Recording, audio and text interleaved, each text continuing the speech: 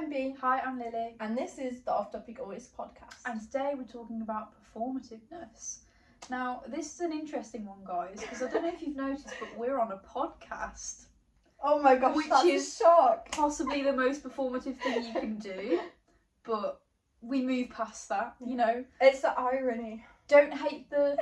Don't hate the messenger, hate the... No, don't hate the player, hate the game, no? Yeah, exactly. Don't hate the player, hate the game, guys. We're just telling you what's up with performativeness. We're just here. Yeah, ignore that we're being performative, just ignore all of that. Just ignore.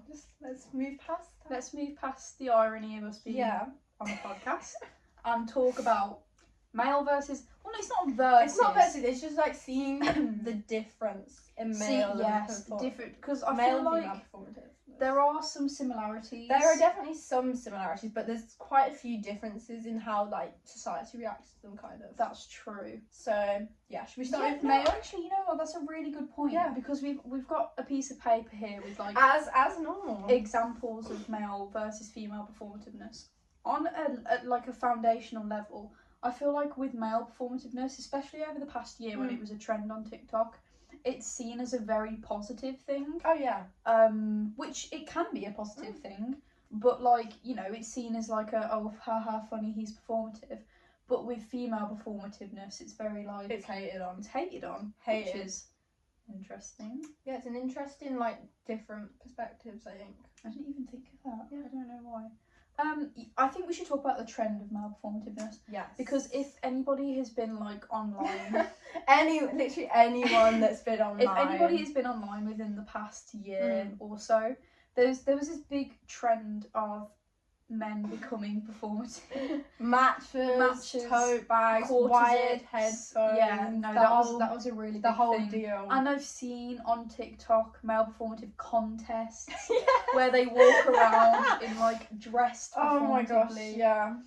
It's so funny to me. It is really funny. I mean, obviously there's a reason they're doing it. Yeah. And I don't know. I feel like it's just that side of the performativeness I think is funny, and it's I feel like playful. there's like a mixed reasoning for male performativeness. Yes. Though. Like some do it to be funny, but some do it to like attract women in a way, like for the female gaze. So in a way it's kind of just it's performative. It's very performative. There's nothing else to describe it as other than performative. And they a lot of the time men like are performative about their music taste too. See, that really quite annoys me because I'm very I am not one of those people that doesn't like you because of your music taste. Yeah. But I also find it important that when you tell me you like a certain thing or like a certain band, you actually like it and you're not just saying it for, exactly. I just find it weird, especially when it's like it's linked to a lot of artists like Bieber Doobie, Clairo, Leve, and it's just like you don't listen to their songs, do you? You just don't. You're just lying. And I remember lying. I've seen people's stories from college like of men going like, oh, look at me with a matcha, and it's like nobody cares. And then in the song it's like a song by Bieber. It's a song by Bieber Doobie. Or Clairo. It's mostly Clairo. Yeah, I see that a lot. I see Clairo a lot, and she has got good music, but I don't know why she was specifically chosen for the performance. Because that confuses me. Because I don't think I've met a girl yet who is super into Clairo. Yeah, me too. I'm not sure where that's demographic even came from. Yeah. You find more people into Bieber Doobie and I agree, yeah. Or even Lana Del Rey. Lana Del Rey is a big one. That's a big one. Yeah. I didn't really get that one, unfortunately. No, me either. I don't get it. But yeah, males are very performative when it comes to, and females obviously, but we're specifically talking about male performativeness here. Yeah. It's mostly to attract. Yeah, I think a lot. Attention. I think sometimes as well, they can also be like performative about hobbies.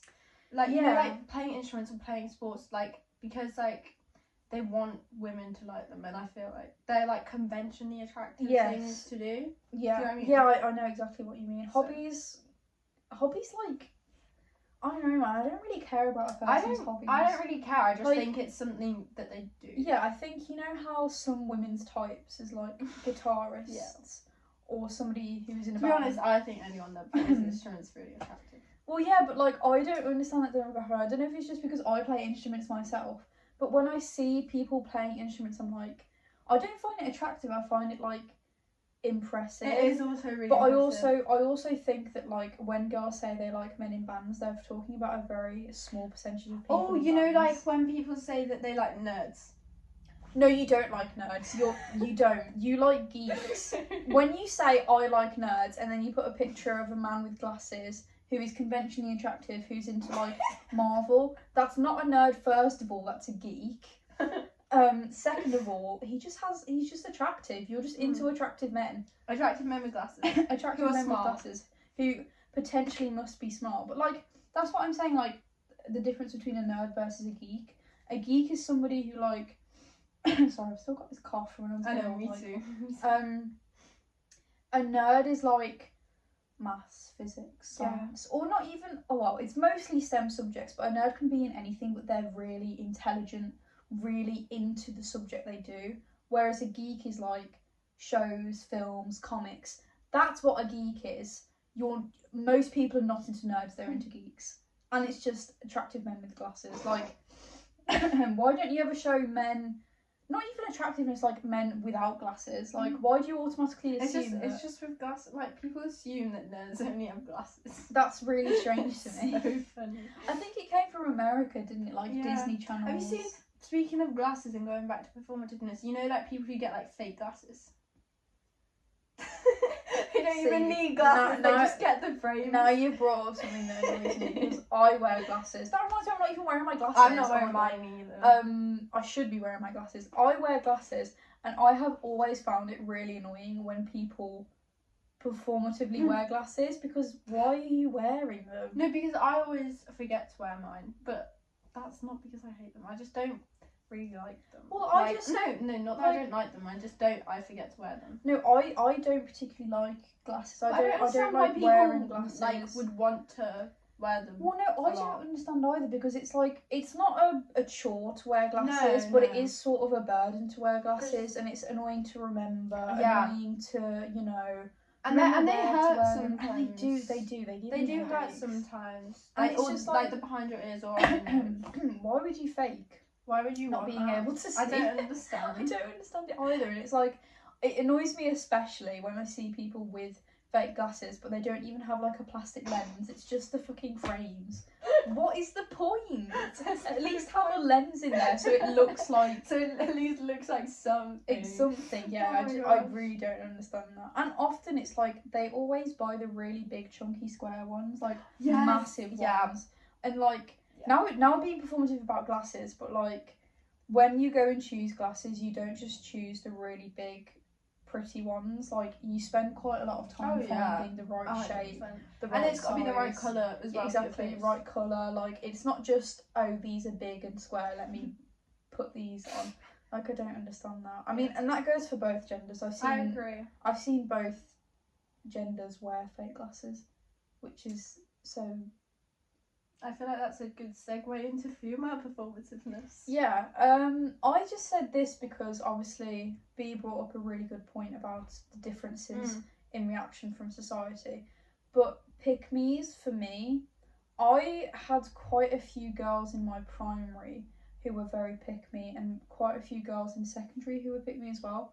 Since joining college, I have not met many girls who try and be a pick-me, and I low-key think it's because the pressure becomes less for impressing men in college. I agree. I think girls just are themselves now. Yeah. Like it's actually really nice to see. It's really nice to see. Girls put so much pressure on themselves to fit into what men want them to be, whereas now it's just like I think it's typically like men in society specifically expect women to be more feminine. Yes. Which I think dominates a lot of like social expectations. So I think being at college, it's nice that not everyone's conforming. Yeah, it's nice to see people breaking out of societal expectations, and you see it's not even a rare thing to find. No, like it's you not. Literally see it all the time. It's really nice to see the switch from people like becoming themselves. And like this is a bit of a random one, but I always got called a pick-me in secondary school by this one specific girl, and I'm not gonna name drop because that would be horrible. But she used to like basically I was like really into music, and in music I was just joking with two lads. I was like, "Oh, be quiet, you know, listen to me, I'm doing it now."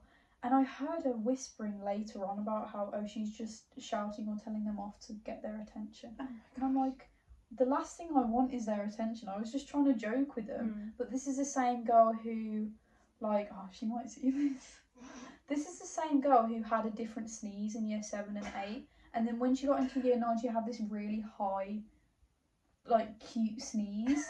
Like, I'm not joking. I'm not saying it because I'm being mean. I'm saying she had a different sneeze before this period of time. And now she all of a sudden has this really high sneeze. She, like, giggles differently. She says things to boys, and it's like, how are you going to call me a pick-me when you're doing... I don't understand, like... But yeah, pick-me's are... I think a lot of... something that a lot of pick-me's, like, go on about is, like, makeup and no makeup. Yes. Like, they tend to flex, like, oh, I'm not wearing any makeup right now. Like, I think going back to, like, society, a lot of societal expectations are based upon women wearing makeup. Which obviously, me and Lil, we wear makeup, but because we like it, not because... Well, yeah, I mean, like, today, like, this week I haven't worn makeup, but that's not because I went, I'm gonna not wear makeup because it's ugly or anything. In a pick-me way, it was just because I couldn't be bothered.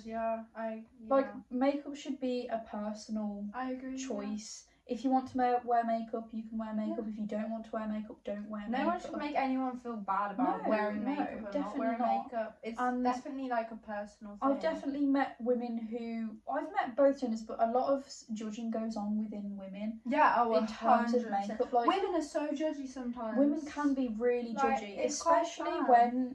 I think it comes from women who are not very comfortable in themselves, but they just project it. Like, you get made fun of for not wearing makeup, you get made of for wearing makeup. Like, pick a side. You can't win. No, you seriously can't win. It's crazy. So, yeah. But yeah, I see a lot of, like, I don't know. I think I get a bit more annoyed when they're like, "Why do you wear makeup?" Like, oh, do you want this person to notice you? It's not for a person. It's not for a person. Yourself. Yeah, exactly. It's for yourself. It's not ridiculous. It's not for the attention of somebody else. Yeah.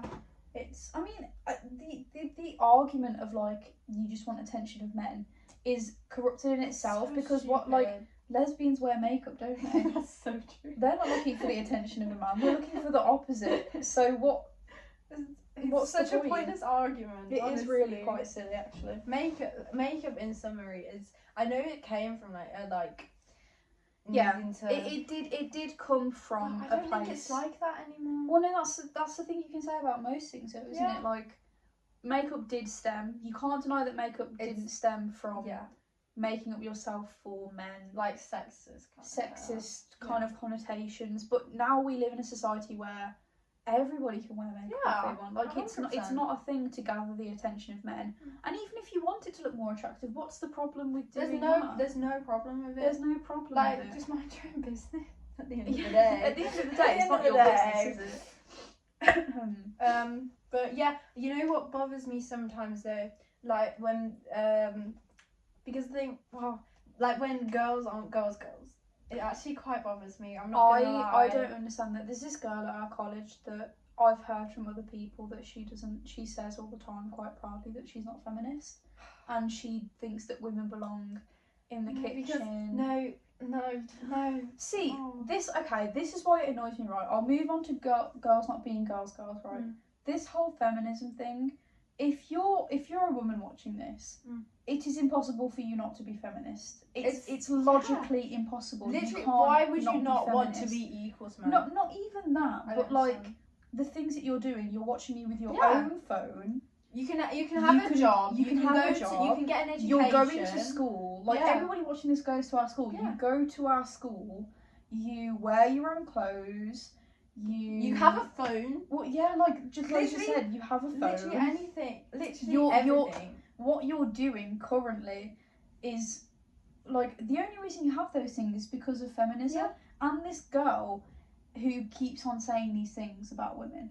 Let me just say that there's nothing wrong with wanting to be a stay-at-home mum. Oh yeah. But you shouldn't think that that's the purpose of your life. No. If you think in your head the purpose of my life is to be a housewife, you need to do some reevaluation, because that's not the point of your life. But anyway, I think there's just so much more to life, to be honest. No, this girl doing this is speaking her own opinion.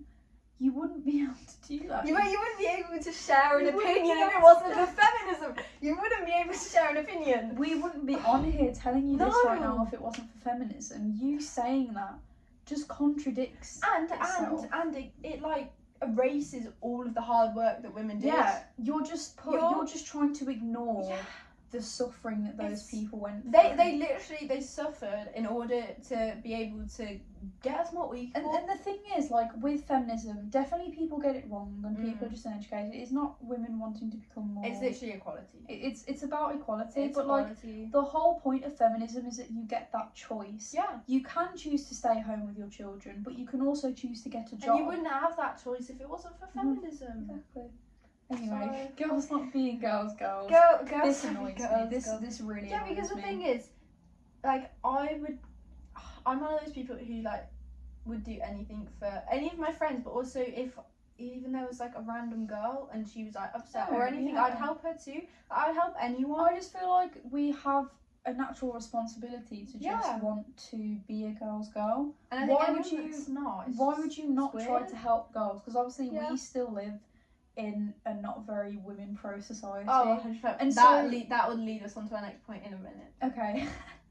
You see here, guys, we've got a good flow. We're in flow state right now. We've entered flow state. But like we live in a society where it's still not very woman pro. Oh yeah. Women are still oppressed every day, and I think it's just really important that you help other women, because you have a duty to. You know, these men aren't going to do things for you. That's so true. You have to help women yourself, because unfortunately, we're just not in a society where you just can't not be a girl's girl. Do you know what I mean? And I think, like, I don't even understand who people say they aren't girls. There's definitely things you should and shouldn't do. As in, like, if a woman has done something bad, morally bad, you have the responsibility to say, you need to fix this, but you also have the responsibility to say, but I'll support you. Yeah. See, the thing is, even if I didn't like someone and they were in an unsafe situation, I'd still help. Yes. Like, I think I've seen a lot of people say, like, I'm a girl's girl, but if so and so wasn't in this situation, if I was in this situation, I wouldn't help her. You're not a girl. You're not a proper girl's girl. As soon as a woman is unsafe, immediately. You've immediately got to help. How can I help her? Yeah. Like, seriously, it could be the person I've hated the most in the entire world. Yeah. It could be that girl who called me, picked me. If she was unsafe, I'd help her. 100%. And I think anyone that doesn't is kind of you're missing the whole point. But why is my question? What's the harm in being a girl's girl? I don't think there's no harm. There's no downside to being a girl's girl. No downside at all. Because you support people, you feel good about supporting people, and you get support back. There's no point in not being a girl's girl. There's literally zero point. But anyway, going on to our next point about like women being more performative as a precaution, because I feel like say a woman rejects a man somewhere, like he could just kill her. Yeah, this is like when boys post about, like, and this isn't like a attack towards men. Oh yeah, but, no. Men saying the worst thing she can do is say no. That's true, because the worst thing she can do is say no. If we say no to a man, we could be killed. The worst thing you could do is be killed. You know, like, women have been killed, women have been attacked, women have been raped, kidnapped, everything. And we're not saying that it doesn't happen to men. Yeah. But we're not like removing anything to do with men. We're just saying that women... as an overarching rule, we as women will feel more unsafe when rejecting a man. So that's why, like, it's more not like it's performative in a way, but it's more like being extra cautious about extra careful anything that can happen. No. And it's like saying, like, instead of just saying no, it's having to like dance around the subject, or say, you know what bothers me though, like when you have to say, oh, I have a boyfriend or something, and like you have to involve another man in order for someone to say no. Yeah, that's what I mean. A bit... And even then they don't feel low. No, and I think, like, this is really off topic, but going like based off of that, you know, like when someone like dies, like a woman like dies, or like something happens, and then that people in like comments are going like, she was someone's wife, she was someone's mother, she was someone. Like, that's all you have to say. She was someone who deserved to live, and you're reducing her down to being a wife or a mother. It's ridiculous. Or even a daughter. Just like all these labels that you've attached to her. She was a person. Like, come on. I think I'd be pretty pissed off if I died in a horrific way, and they were like, oh, she was a daughter. She was a friend. She was a girlfriend. I'd be like, boy, I was my own person. Hello? Like, it's ridiculous. Honestly, it's actually quite ridiculous. Was there anything else on? This was just a small thing. I pointed it in my toes right now. But this is another thing about women, and then we'll move on to a more general thing. Yes. But having women who have boyfriends that are racist, homophobic, like any way that they oppress other people, even if it's just saying it and being discriminative, but women defending them confuses me. Because why? Because if you yourself are not racist or oppressive, why are you with somebody that is? And defending them just because they are your boyfriend or even your husband, anything. Or even like if you're dating a girl and she's racist and everything. Just like in general, this definitely links to both. Yeah. If your partner isn't a discriminative person, why are you defending them? Why are you, acting as if, I don't know, it just annoys me a little bit because they're obviously not a very good person. Yeah. And why would you want to ever be with somebody? Something that like I don't understand. Say, like, me and Lil, we're very, like, headstrong with our views, I think. Like, we don't budge on our views. I mean, I love to listen to other people's views. I mean, I do flipping philosophy, ethics and religion. That's, like, my subject. Part of my thing is to have to listen to other people's opinions and to have to draw on other people's opinions. But the thing is, like, with us being so, like, headstrong, why would we go and date someone who's racist, misogynistic, it doesn't make any sense. It would make no sense. So I don't understand how, like, if you're someone with strong views, you can then go and date someone who's who goes against everything you stand for. And obviously, like, women who date men who are misogynistic as well. Because this isn't a thing I've made up. I've seen it happen. Like, why would you date a man that does not believe in your own rights? No, because I don't get it. Because why? I don't understand why you. I don't understand why. But why would you want to be with someone who just like doesn't align with you as a person? No. Like, wouldn't we spoke about this when we spoke about relationships. Yeah. To me, it doesn't really matter what interests you're into. No, interests, music, hobbies, whatever. Friends. But beliefs is a huge one. Beliefs and politics. Beliefs and politics, yes, definitely. Huge ones. It's like, it wouldn't make sense for a Labour voter or a Green voter to be with somebody who voted Reform. Oh my god. Because you go against everything. They're winning, aren't they? Yeah. We need to make an episode on that because they're bloody winning. We do. They won the, what's it called? The council votes. They've won a lot of council votes. Yeah, let's take a break, guys. I'm gonna cry. Oh my god. Okay. Right, should we move on move on to both because we can't just rant about Reform. We can't rant about Reform, and we can't separate performativeness into male and female. No. Because there are points where they intertwine. So I think this applies to both men and women. This is quite relevant. This is very relevant. Like, and I think it's something I've seen, like, we've both seen it a lot. It's like when people follow trends about, like, stuff that's going on in the world. So, like, Palestine, Gaza, like, being performative activism. Yes. It really bothers me because I am, like, constantly, if anyone whoever follows me on Instagram, I'm constantly posting on my story. I'm constantly reposting about anything and everything relevant, anything and political, and going back to like Palestine, Gaza, Iran as well. Literally everything I'm reposting, and I'm posting on my story about it constantly. This is just something that I feel if like you're gonna care constantly. Don't just do it as a trend. A lot of people forget that this stuff does not just stop. It doesn't stop once the trend is over. It absolutely doesn't. People are still being killed in Gaza. People are still being everything. killed I mean, people are still... The thing about this, Israel and Palestine, right, is people forget that people in Israel are also being killed. Yeah. And you focus so heavily on specifically Gaza that you forget that people in Israel are still being oppressed, still being killed by their own government. And I'm breathing so loudly, I've got no breath.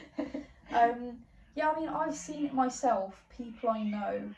Sorry, my cat's avoiding right now. People I know posting, spreading awareness about Gaza. Brilliant. As soon as the trend was over, radio silence. Absolutely nothing. And it doesn't. Yeah, the it thing doesn't is, make any sense. If you're gonna post about it, oh my gosh, guys, we're so ill. If you're going to post about it, at least like don't just care in the moment. Yes. Like there's children, there's people actively being killed, and you're like, oh yeah, I'll make one post about it and I'll move on with my life. No, don't just care about when like caring is trending.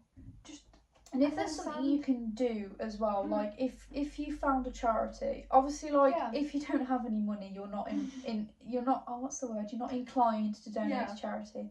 But if there is a charity that you can support that you know comes from an ethical background, donate to them. It could be £2. Like if there's something physically you can do it. Don't just post, don't just repost, you know. I agree. Those things are very important to do because it brings awareness to other people. You know, somebody might see it and think, oh, I didn't even know that was happening. But if there's something you can do, it's really important that you do it.